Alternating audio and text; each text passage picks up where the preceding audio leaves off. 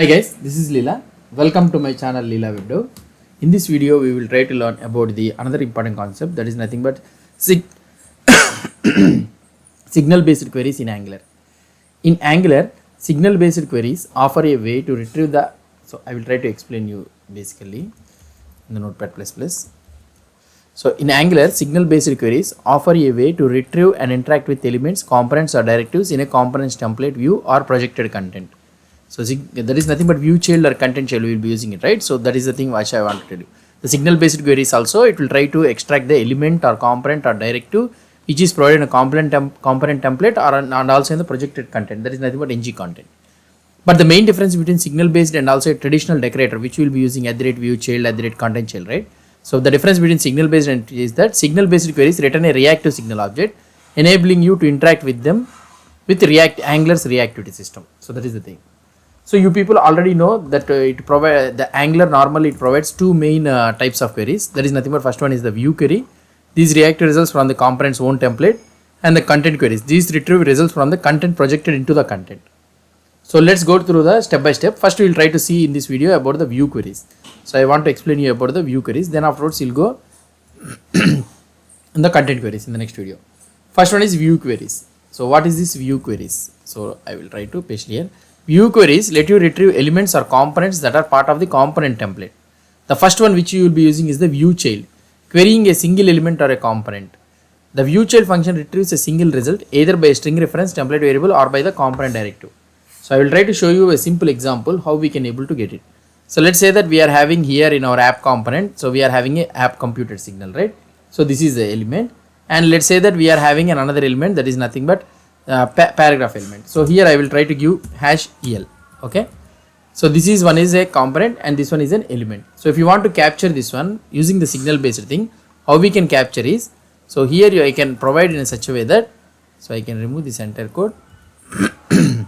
So how can I provide this one is, so for example let's say that you will be having div element. So if I want to get the div element is, so we can use directly the ViewChild directly here like this. I can use it, so which will provide the element ref. So here signal of element ref, and here I can provide the el. Okay, and the another one which I can do it is the component. So if I want to get the component means I can get the ViewChild. So I can do the ViewChild, and here I can get the computed signal component. That's it.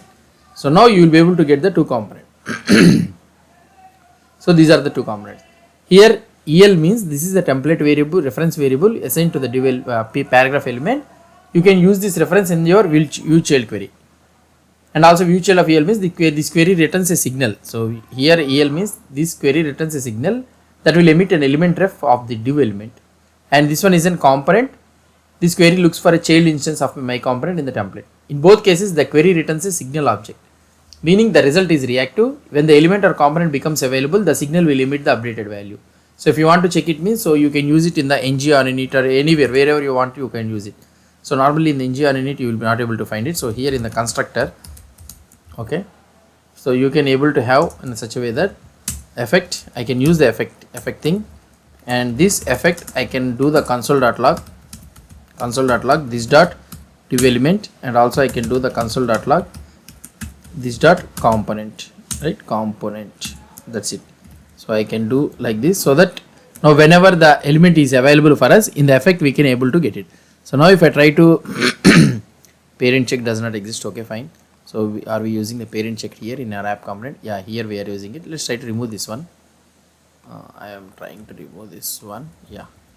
So now let's try to see the output for this one. So here we are able to see the output, and if you go to the inspect element in the console, see you are able to get an element ref and also the computed signal. So how we are able to get it? So previously when you are using the traditional, so we need to use the ng after view unit only, we are able to find this one. But here in the constructor, by using the effect, I can able to find it.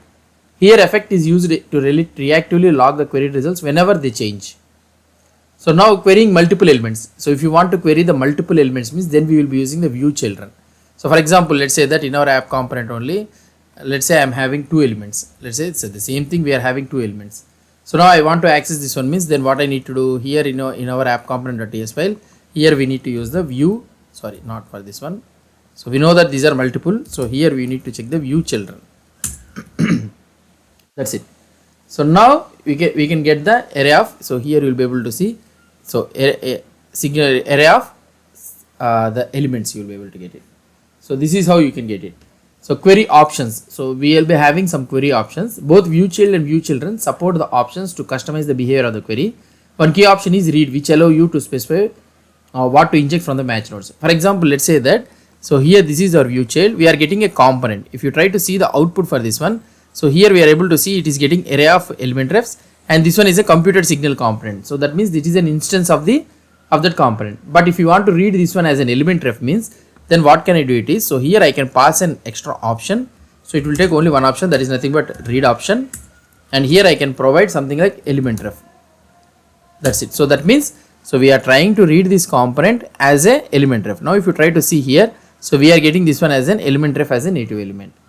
Even though the query is targeting the component, using the read element ref option ensures that the query returns an element ref instead of the component instance. That is the thing. So using Angular signal queries in Angular reactive system. So see, since signal queries return signal objects, you can seamlessly compose them with other signals also. Use them inside computed signals or react to changes. Whatever the thing you want, you can do it. For example, let's say that you are having an element size means, so let's say that here I will try to take the ViewChild only. Okay, single one only I will take it. So right now we are having only single one. Yeah. So now in our app component, so we are having two things, right? So if you want to capture the element size means, so you can have an element size also, element size, so which is a computer property. So here I can have a computer. So these are all the things I can, these are all the things I can use it when we are trying to use the signals thing. So computed of constant el is equal to, so we can get this dot dvel is there. So when dvel is available, this dot dvel is available, whenever this one is available, then what I want to do, so I want to get the native element,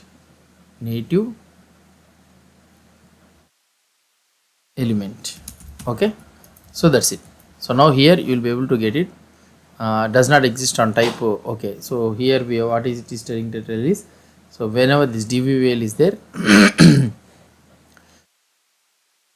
there means, then I can get this dot do el dot native element, or otherwise I can get an empty. So like this also you can use it. So div el, so why it is telling it's an element ref only, right? Signal of unknown. Okay. So here you need to tell it is of type element ref. Okay, so then you will be able to get this one. So element ref possibly object possibly undefined. So I have written this condition, right? Use this one, or otherwise I will try to remove this entire thing, and here you will get an element. Okay, that's it. So now we can use this div element dot native element, and if you want to get the element height means, so you can return element is there means, then element dot offset width, I can send the offset width into, so just I am trying to do element dot offset